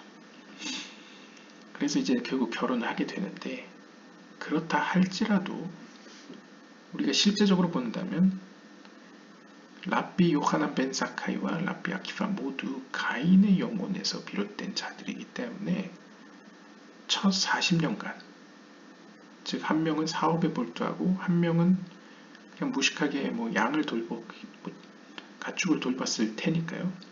첫 40년간은 아마 죄를 졌을 거라고 우리가 유추할 수밖에 없습니다.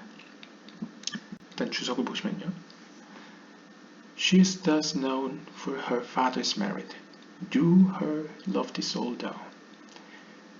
이 칼바 사바의 딸이 이렇게 랍비 아키바의 영혼을 볼 수 있었던 이유는 그녀의 아버지, 즉 칼바 사바가 하나님 앞에 그런 영적인 자격을 얻었기 때문입니다. 그러니까 쉽게 얘기하면 아버지가 훌륭했기 때문에 딸에게도 영적으로 영향을 끼쳤다는 것이죠. 딸에게도 어떤 영적으로 볼 수 있는 능력을 얻을 수 있게 했다는 것이죠. 그런데 재밌는 점이 이 칼바사브아라는 이 아람어를 히브리어로 해석하면 satisfied dog, 만족한 개라는 의미를 갖고 있습니다.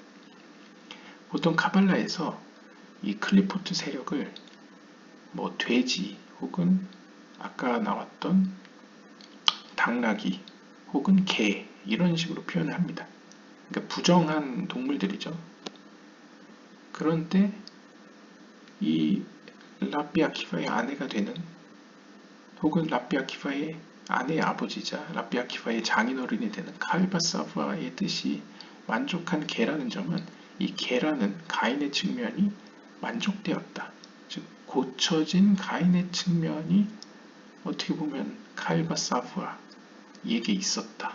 이렇게 해석할 수 있겠죠. 그렇기 때문에 어쩌면 칼바사바의 딸이 가인의 영혼을 가지고 있었던 라비 아키바에게 끌릴 수밖에 없었지 않을까. 뭐 이런 관점도 생각해 볼 수 있을 것 같습니다. 아무튼 기틴에 따르면 anyone who entered his home hungry as a dog left full and satiated. 실제로도 기틴이 말하는 어떤 전승에 따르면 탈무드의 전승에 따르면 누구라도 너무나 배고파서 이 칼바사브아의 집에 들리게 되면, 그러니까 직역을 하면 개처럼 굶주린 채로 칼바사브아의 집에 방문을 하면 떠날 때에는 배가 불러서 나오게 되었다 라고 전해집니다. 그러니까 후하게 대접했다는 것이죠. 가난한 사람들에게 이제 후하게 대접을 했다. 이런 의미로 볼 수 있겠고, 여기서 이제 개처럼 배고픈 이들이 들어왔다는 것은 어떤 의미로 가인의 영혼 혹은 가인의 부정적인 측면이 그의 삶 가운데서 어느 정도 고쳐졌다. 뭐 이런 의미로도 이해할 수 있을 것 같습니다. 혹은 이제 칼바사브아의 가문에 라비 아키바가 들어간 것이기 때문에 그의 가문을 통해서 라비 아키바가 고쳐졌다고 말할 수 있기 때문에 그런 의미에서 배가 부른 개라는 어떤 의미도 해석될 수 있을 것 같습니다.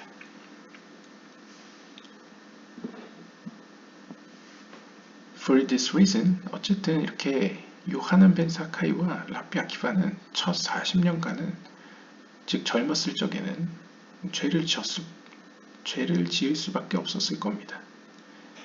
For this reason, 이러한 이유 때문에 they had to reincarnate several times as we wrote earlier. 그렇기 때문에 이 둘을 여러 번 다시 시작해야만 했을 것입니다. 그러면 이제 의문이 드는 게 라비 아키바가 뭐 다른 이유로 시작했다는 이야기는 못 들어봤는데요. 이럴 수 있겠죠. 주석을 보시면 This requires clarification. 이에 대해서는 좀 더 우리가 명확히 이야기할 필요가 있겠습니다. For they were from the greatest Torah masters of all time. 왜냐하면 이 두 사람은 역대 등장했던 수많은 랍비들 가운데 가장 훌륭한 토라의 스승들이었기 때문입니다. 따라서 메나χot 110장 앞면에 보시면 Anyone who is busy with the Torah needs not sacrifices, for the Torah cleanses and atones for him. 이렇게 해석할 수 있다는 것이죠. 누구라도 토라 연구에 자신을 쏟은 사람은, 자신을 완전히 토라 연구에 가득 채운 사람들은 희생제물이 필요 없다 라고 이야기합니다.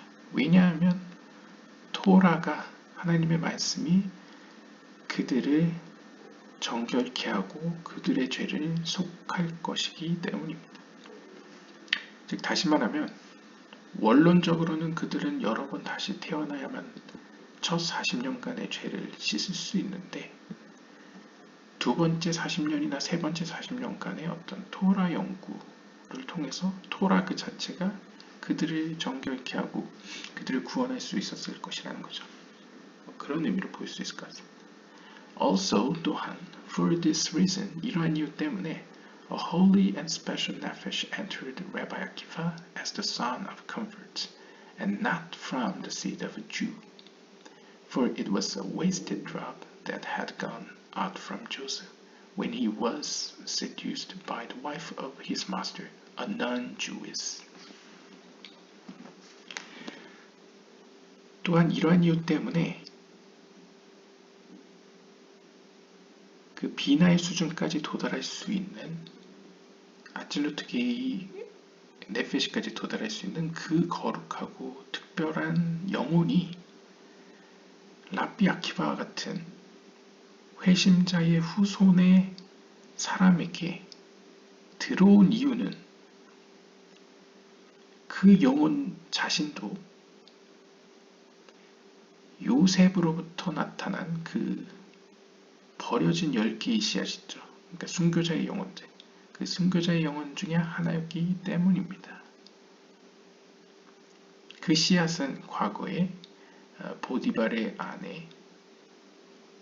아내로부터 유혹을 받았을 때 요셉으로부터 나왔던 10개의 버려진 씨앗 가운데 한 씨앗이 자신의 영적인 처지와 유사한 회심자의 영혼 가운데 라비 아키바에게 들어왔다는 것이죠. 즉 쉽게 얘기하면 이 땅에 그 영혼이 들어오게 될 그 출신의 어떤 사람과 영적인 세계의 유사한 스토리를 가지고 있는 영혼이 서로 매칭이 돼서 만나게 됐다는 것이죠. 어떤 유사성 때문에 유사한 영혼이 유사한 몸에게 들어갔다. 뭐 이렇게 볼 수 있을 것 같습니다.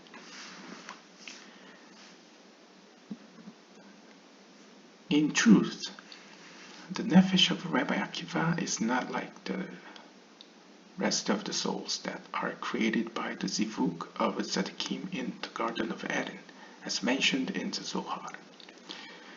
조하르서 3권 샬라흐에서 이야기하듯 실제로는 라비 아키바가 받았던 혹은 라비 아키바에게 들어왔던 그 네페시는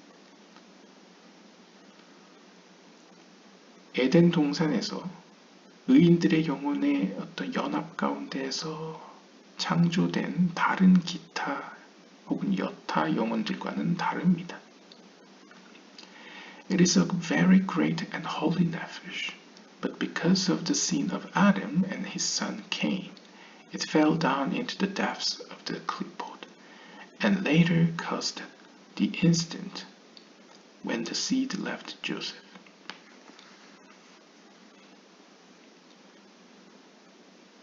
그러니까 일반적으로 보통의 영혼들은 에덴 동산에서 비유적으로요. 에덴 동산에서 제이람핀과 말쿠트의 연합 가운데에서 탄생한다라고 보통 생각합니다. 근데 라비 아키바의 영혼은 우리가 앞에서 봤던 가인의 영혼으로서 아담과 그의 아들 가인이 지은 죄로 말미암아 클리포트 세계의 어둠 속으로 떨어졌었죠. 그러다가 그나마 좀 거룩한 세계로 오나 했더니 요셉의 그 보디발 아내의 유혹을 뿌리치는 사건 가운데에서 또다시 땅으로 떨어졌던 10개의 씨앗 가운데 하나의 영혼이 바로 그 영혼이 되겠습니다.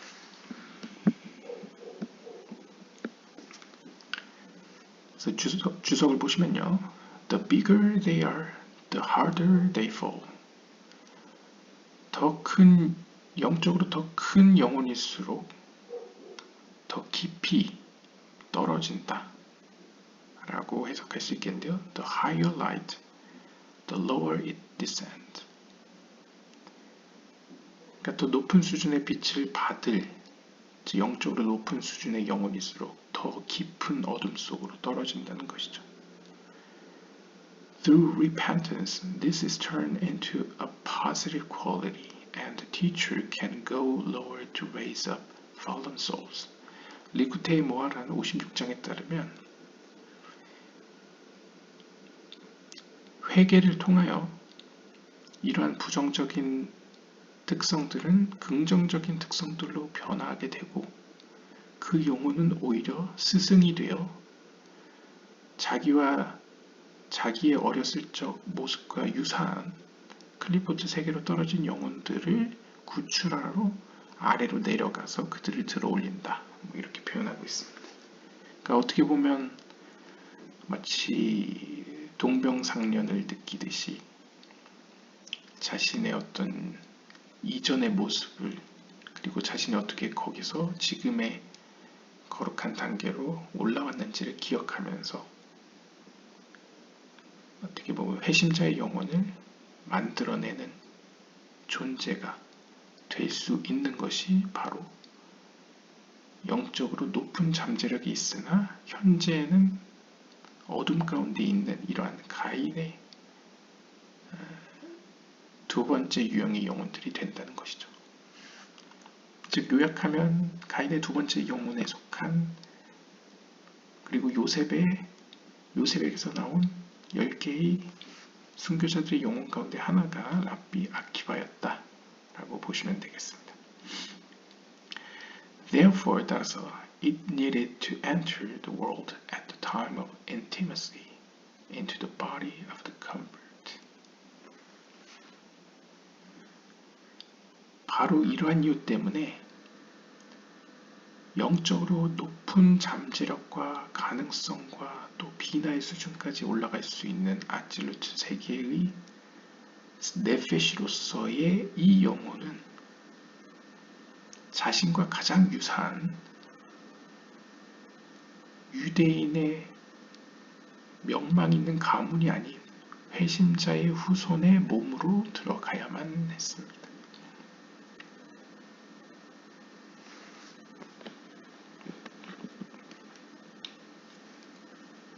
The Domino Theory.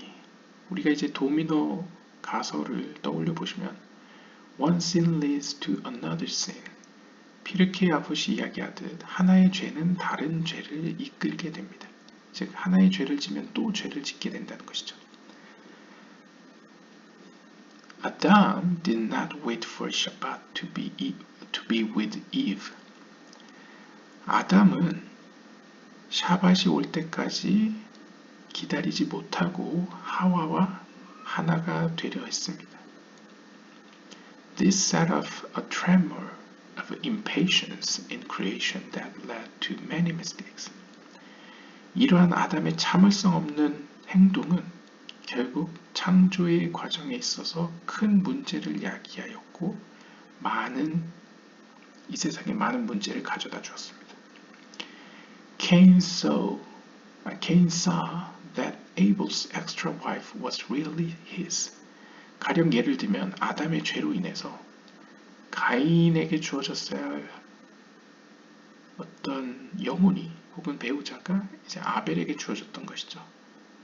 그래서 사실상 가인은 영적인 의미에서 아벨의 아내를 보고 그 아내가 사실은 자신의 아내임을 알게 되었습니다.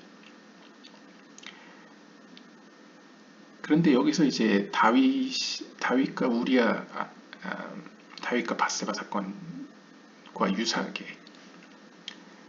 가인은 기다리지 못하고 he didn't wait for her to come to him in a subsequent lifetime.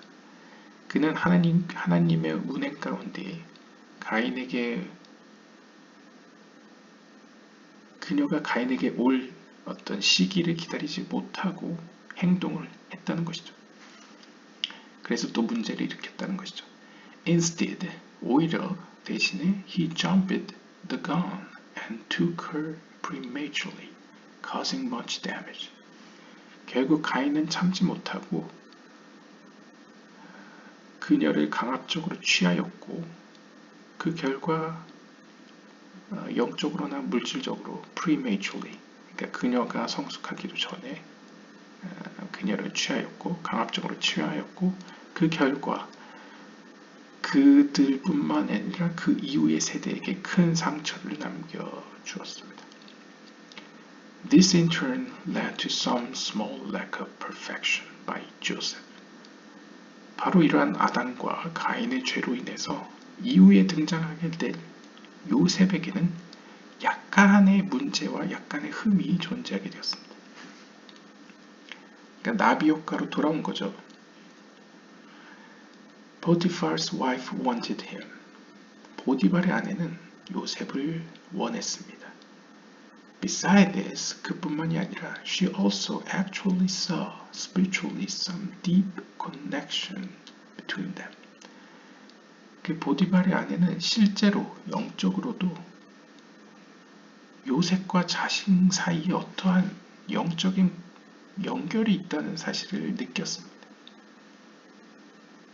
She did not know that this was to be expressed through her daughter. 미드라시에 따르면 이때의 보디발의 아내가 알지 못했던 사실은 바로 그녀의 딸이 요셉과 이어질 것이라는 것이었습니다. 그래서 이제 유대 전승에 따르면 이 요셉이 취하였던 이집트의 여인 있죠. 그 이집트의 여인이 보통 전승에선 온 제사장의 딸이라고 표현하는데요. 그 온 제사장, 이 온이라는 도시가 오늘날의 이제 헬리오폴리스죠. 헬리오폴리스의 제사장이었던 포티페라의 딸, 뭐 아스낫이라고도 하고 뭐 오스낫이라고도 했던 것 같습니다. 그러니까 만약 그 온의 제사장 혹은 헬리오폴리스의 제사장을 보티페라를 이제 보티팔이라고 우리가 해석한다면 보티팔의 아내의 딸과 요셉이 이제 결론적으로 이어지게 된다는 것을 그녀는 왠지 이제 영적으로 알았다는 것이죠. 문제는 그것이 자신이라고 생각하고 다가갔기 때문에 문제가 일어났다는 것이죠. 그리고 아담과 가인과 보디발의 아내 모두 그들의 성급함, 고라랑 비슷하죠. 고라도 자신이 느끼고 알고 있는 것을 전제로 너무 성급하게 행동하여서 죄를 진 케이스라고 볼 수 있겠습니다. She so went ahead of time. 따라서 그녀는 너무 앞질러서 행동했습니다. And tried to be with him. 그리고 요셉과 함께 하려고 노력했습니다. For the most part, he waited and refused. 창세기 39장 6절에서 13절에 따르면 대부분의 경우 요셉은 그러한 보디발의 아내의 요청을 거부하고 지연시켰습니다. The aspect of the energies that left his fingers were some category of coming too soon and needed tikkun. 어떤 의미에서는 결론적으로 이야기해서 요셉의 손가락 사이에서 떠나게 된 그 앞에서 언급했던 10명의 순교자들의 그 씨앗들은 어떤 의미에서는 바로 이러한 어떤 인내심이 없는 결과로서 발생된 어떤 문제점이고 따라서 고쳐질 필요가 있는 영혼이었기 때문에 다시 시작하게 되었다 라고 볼 수 있겠습니다. It comes through the scenario of the grand soul of Rabbi Akiva. 그 10개의 씨앗 가운데 하나가 바로 우리가 알고 있는 랍비 아키파의 이 영적인 대서사시까지 이어지게 된 것이죠.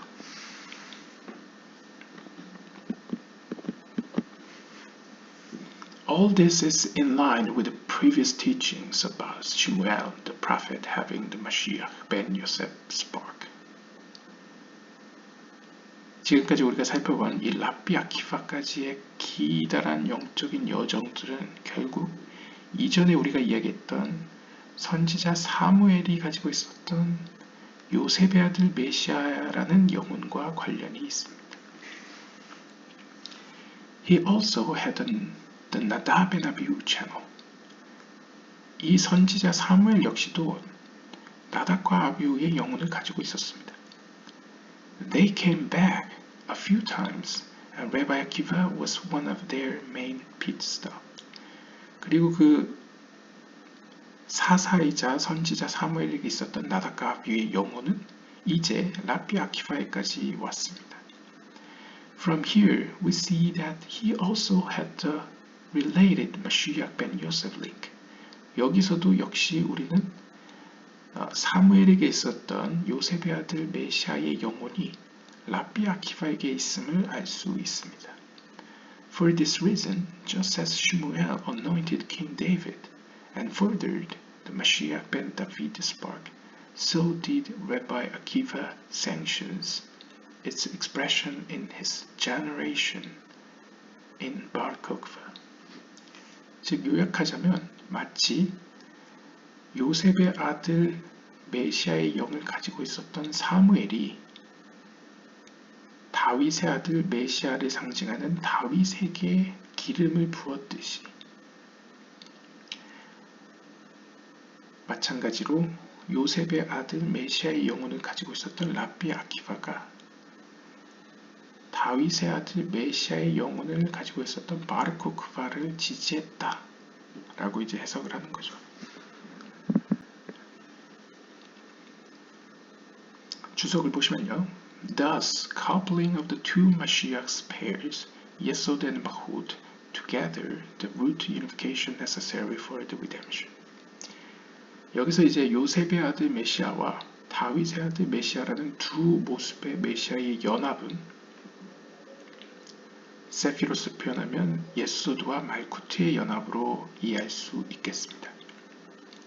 그리고 이러한 하위 세계의 연합은 마지막 구원을 위한 필수 불가결한 연합이라고 이해할 수 있겠습니다. 그리고 또 다른 주석을 보시면요. Even though Bar Kokhba fell, this does not detract from the fact that he did carry the Messianic root. 비록 우리가 잘 알다시피 바르코크바 항쟁은 실패로 돌아가고 말았습니다. 하지만 그렇다고 해서 그가 지니고 있었던 메시아의 영혼이 좌절된 것은 결코 아닙니다. 실패는 했으나 의미는 있다는 것이죠. He and or the generation were not then worthy for its final actualization. 즉 주석가의 주석에 따르면 이 바르코크바 항쟁이 실패했던 이유는 그와 혹은 그가 속했던 그 세대가 아직은 마지막 구원을 가져올 영적인 준비와 자격이 되지 않았기 때문이라는 것이죠. 그래서 미드라시에서는 이렇게 이야기합니다. But Rabbi Akiva did not make a mistake. 비록 바르코크바 항쟁은 실패했고 랍비 아키바는 바르코크바 항쟁을 지지했지만 그렇다고 해서 랍비 아키바가 잘못을 저지른 것은 아닙니다. 라고 이야기한다는 것이죠. 물론 보는 사람이나 해석자에 따라서는 이게 사회 정치적으로 랍비 아키바를 이제 커버하는 뭔가 지지하기 위한 어떤 작업으로서 이렇게 표현하는 것으로 볼 수도 있겠지만요. 뭐 영적으로나 카발라적인 의미에서도 어느 면은 이해될 수 있다고 생각됩니다. 아무튼 이러한 견해도 있다고 생각하시고요. 결론은 여러분들의 판단에 맡기도록 하겠습니다. Here we see a prime example of the great theme found in the Cain root, the coming back of lost Kedusha from the lowest places. 아무튼 다시 한번 우리가 가인에 대해서 살펴보면 이 랍비 아키바의 모습과 이 사무엘 선지자의 모습에서 우리는 이 가인의 뿌리가 가지고 있는 어떤 거대한 줄기 혹은 역사적 그 테마를 우리가 확인할 수 있습니다. 즉 가인의 뿌리에게 하나님께서 기대하시는 것은 바로 가장 낮은 곳에서 가장 어두운 곳에서 하나님의 거룩함을 되찾는 것이 이 가인의 뿌리에게 주어진 역사적 사명이라는 것이죠. 그러니까 가인과 관련된 서사는 항상 어둡고 가장 낮은 곳에서 시작해서 차츰차츰 자신의 거룩성을 되찾아가는 이야기라고 볼 수 있습니다. This is what Mashiach is all about. 이것이 바로 이 가인의 측면에서 보는 메시아가 갖는 모든 의미입니다. 즉 메시아란 무엇이냐 했을 때 이 가인의 뿌리의 관점에서는 메시아는 가장 낮고 어두운 곳에서 거룩성을 찾아가는 서사라는 것이죠. 이사야서 59장 20절은 이렇게 이야기합니다. And the Redeemer shall come to Zion, and to those who return from sin in Jacob. 이 구절은 앞의 맥락에서 여러 방법으로 해석이 될 수 있습니다. 가령 예를 들면 여기서 일단 이걸 직역하면 그리고 한 구원자가 시온으로 올 것인데 그는 야곱 가운데 있는 죄에서 돌이킨 자들에게 올 것이다. 이렇게 번역이 되는데요. 즉 여기서 한 구원자는 어떻게 보면 가인의 뿌리를 둔 영혼들이라고 할 수 있겠죠. 그 가인의 뿌리를 둔 영혼이 특별히 랍비 아키바를 비유로 들면 이제 보통 시온이라는 곳은 옛소들을 의미합니다. 즉 가인의 측면이 고쳐지고 정결하고 거룩해짐으로써 다시 거룩한 세계의 옛소드로 돌아온다는 것이죠.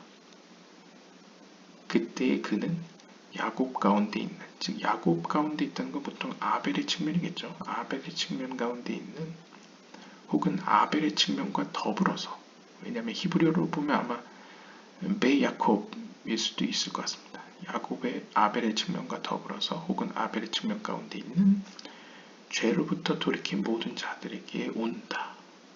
즉 회심자들의 영혼을 일으킨다 라는 의미로 볼 수 있을 것 같습니다. 혹은 가인의 뿌리에 속한 영혼들이 옛소대의 역할을 수행하게 될 것이다. 즉 요셉과 같이 하늘과 땅을 연결시키는 그런 연합자와 중간자의 어떤 기능적 위치에 서게 될 것이고 이를 통해 어둠에서 하나님께로 돌아온 회심자들의 영혼을 일으킬 것이다. 이렇게도 볼 수 있을 것 같습니다.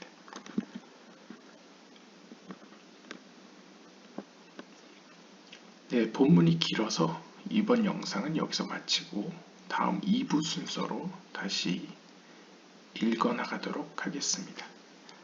감사합니다.